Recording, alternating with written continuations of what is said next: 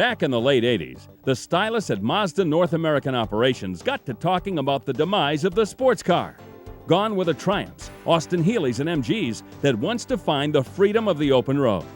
The Corvette had grown from roadster to muscle car. There was nothing left for the true top-down sports car lover. Sensing an opportunity, Mazda's design team decided to take a cut at filling a gap in our modern car culture.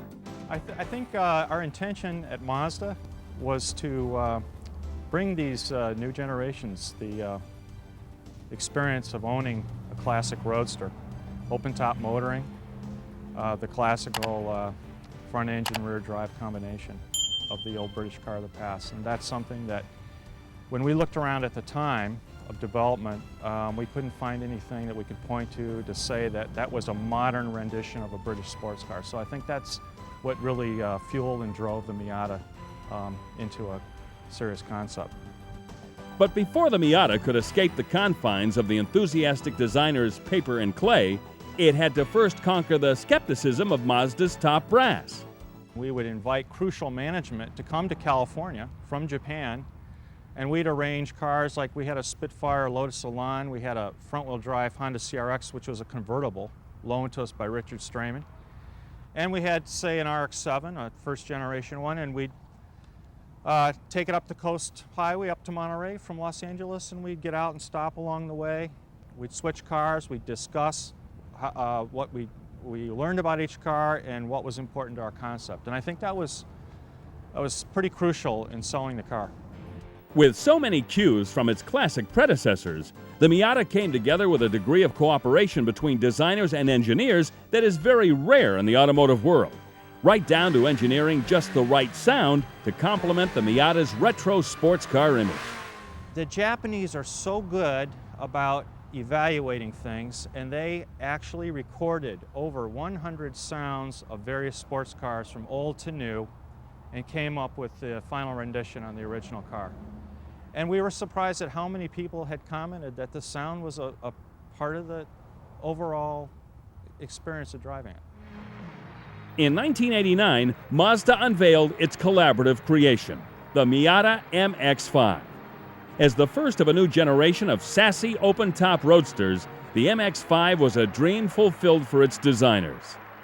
I feel very fortunate to have been involved with a project like the Miata, because for a designer like myself, it's really a dream come true. It's probably a once-in-a-lifetime dream, where you have a clean sheet of paper, you work with a small team of very car enthusiastic guys, and everybody understands the same purpose, the same concept.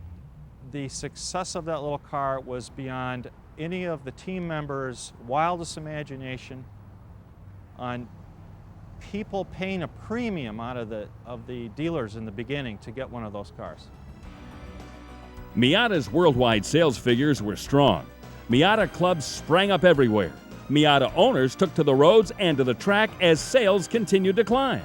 The folks at Mazda didn't want to mess with success, but by the mid-1990s, Mazda's designers were carefully working on the next, slightly more macho generation of Miata.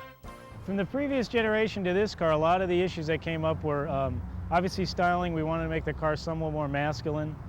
It had been deemed a little bit too feminine, and we had a lot more female buyers in the United States specifically.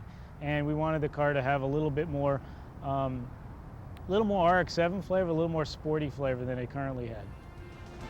Ken and the staff at Mazda created a brawnier Miata that still captures the essence of the original. To achieve just the right mix of beauty and brawn, Mazda looked no further than its own GTP race car.